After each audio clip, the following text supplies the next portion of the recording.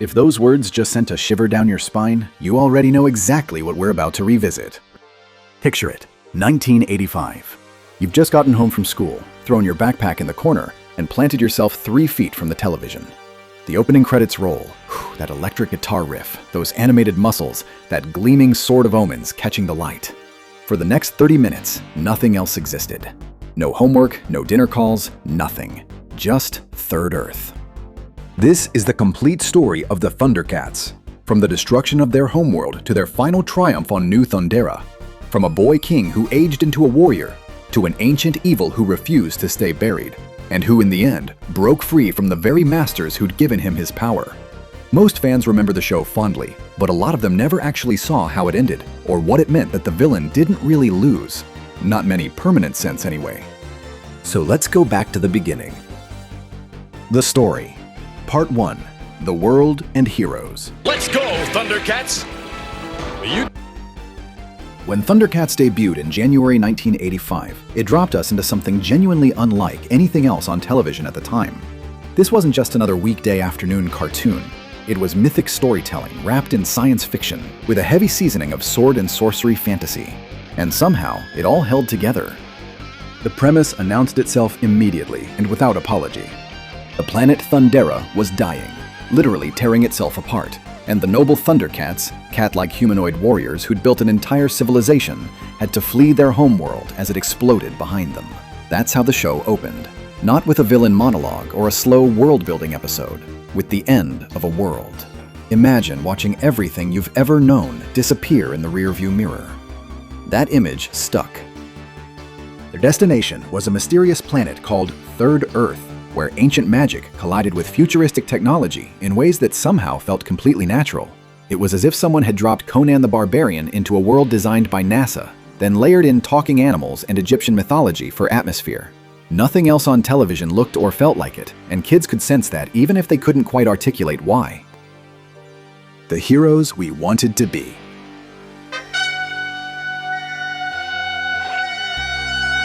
Lion-O stood at the center of everything. And what made him genuinely interesting was his starting condition. He began the series as a boy.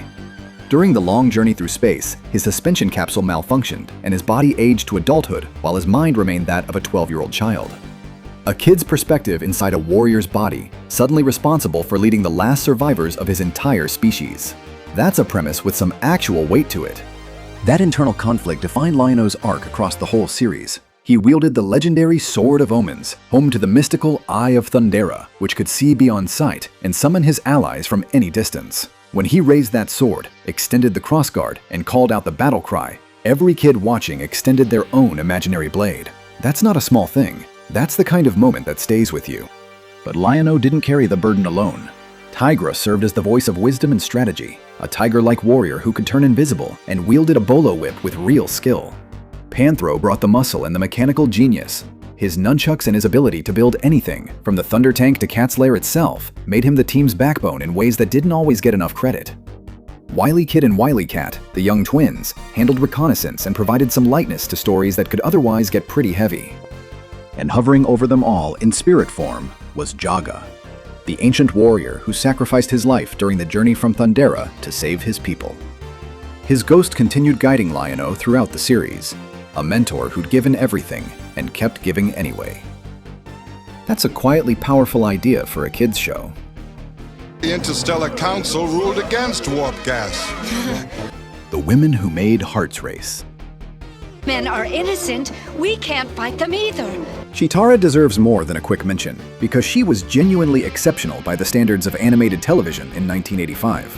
She wasn't the token female presence on the team. She was arguably the most formidable ThunderCat in pure combat terms. Her speed was unmatched, a blur of spotted gold that could cross a battlefield before anyone had time to react. She wielded an extending bow staff with lethal precision. What made her stand out beyond the fighting was the sixth sense she possessed, psychic abilities that repeatedly saved the team in situations where brute strength had no answer. Intelligence, intuition, speed, and combat skill, all in one character. For a generation of young viewers, she represented something they hadn't really encountered before in animation.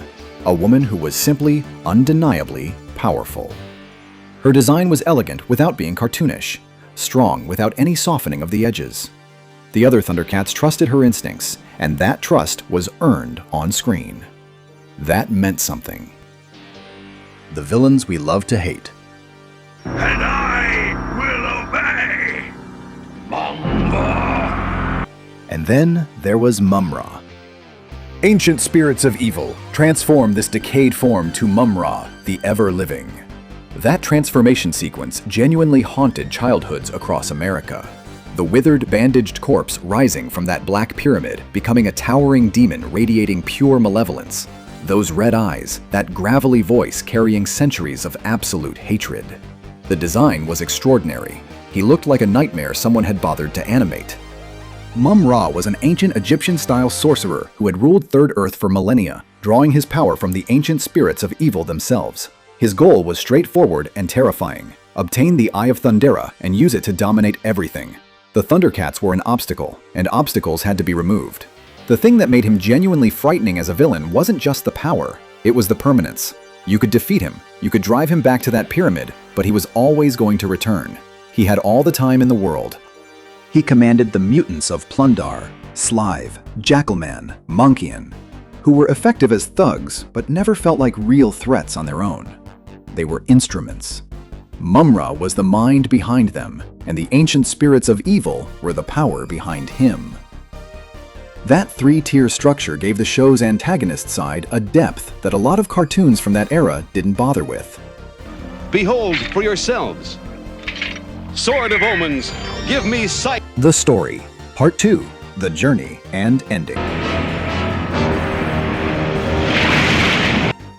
The Anointment Trials stand out as some of the show's finest storytelling. A multi-episode arc in which Lion-O had to prove himself worthy of lordship by defeating each Thundercat in their own area of specialty. Panthro's strength, Cheetara's speed, Tigra's mind games, the twins' cunning. Each trial was designed to expose a weakness, and each victory felt genuinely earned rather than handed to him. For a show aimed at younger kids, that arc was surprisingly thoughtful about what leadership actually costs. The arrival of new Thundercats, Linkso, Bengali, Humira, expanded the universe without overwhelming it. More importantly, it changed the emotional tone of the show. The discovery of other Thunderian survivors meant the Thundercats weren't the last of their kind after all. Hope showed up as a plot point, and it landed with real impact. There were also standalone episodes that burned themselves into memory. Lion-O trapped in the astral plane. Mum-Ra disguising himself as a Thundercat to infiltrate Cat's lair from the inside. Moments where the Sword of Omens was damaged or stolen, and the heroes had to find out who they were without their greatest weapon.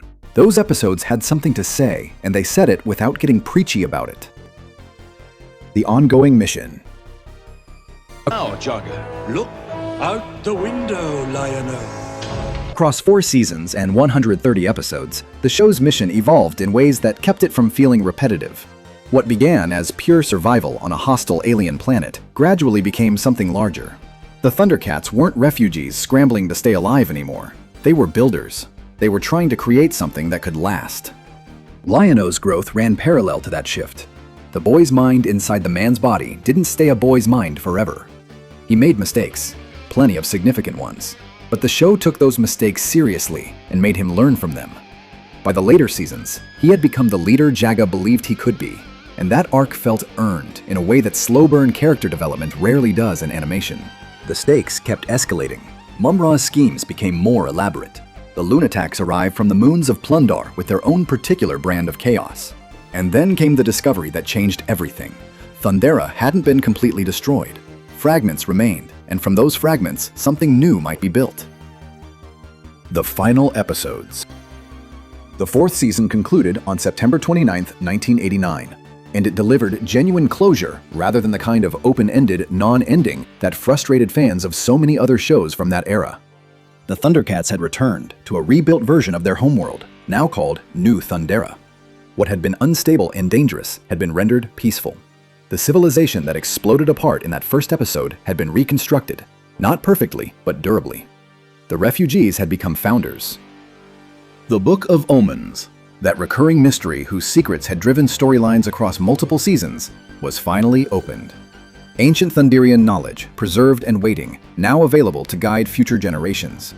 It was a satisfying resolution to a thread the show had been careful to keep visible throughout its run. But Mum-Ra's fate is what makes the ending genuinely interesting. He didn't die in some climactic final confrontation. He wasn't sealed away in a permanent prison. What actually happened was more surprising. Mum-Ra asserted himself over the ancient spirits of evil. The servant broke free from the masters who had given him his power. For the entire series, that three-tier structure, spirits above Mum-Ra, above the mutants, had defined the show's antagonist side. The finale dismantled it from within. Mum-Ra wasn't destroyed. He evolved into something independent, something potentially more dangerous than before, because now nobody owned him. The ThunderCats had won their war, but the thing they'd been fighting had changed shape. That's not a clean ending, and it wasn't meant to be. The legacy and revival attempts. Thanks again, whoever you are! ThunderCats didn't stay in the 1980s quietly. The property returned in 2011 with a rebooted animated series on Cartoon Network that reimagined the mythology for a new generation. Darker, more serialized, willing to complicate the moral landscape of the original. It developed its own devoted fan base before cancellation after one season, which remains a genuine loss for people who found it. In 2020, ThunderCats Roar took the franchise in a dramatically different direction. A comedic reimagining with an intentionally stylized animation style that divided the fan base sharply. Some viewers appreciated the humor and the willingness to do something unexpected with the property. Others felt it missed the point of what the original had actually been. Both reactions make sense, honestly. The original series lives on through streaming and, more persistently, through the memories of people who experienced it as children. Lion-O, Cheetara, Panthro, Tigra. They became touchstones for an entire generation. Comics have continued exploring the universe. Merchandise still moves. At conventions, ThunderCats cosplay is a reliable presence. The Eye of Thundera, it turns out, keeps watching.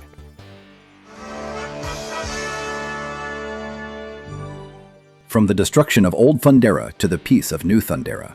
From a boy in a man's body to a leader who'd earned the title. From a decayed sorcerer serving ancient masters to a being who finally answered to no one. The ThunderCats saga covered 4 years, 130 episodes, and an enormous amount of real estate in the imaginations of the kids who grew up with it. It ended with triumph rather than tragedy. The warriors became founders. For those of us who raced home after school, who extended our arms and shouted the battle cry until our parents had genuinely had enough, who believed, actually believed, that loyalty and courage could overcome something as permanent as Mum-Ra, it was never just a cartoon. It was proof that the right kind of story could stick with you for decades. Which ThunderCat were you on the playground? Drop it in the comments, and subscribe if you want more of this.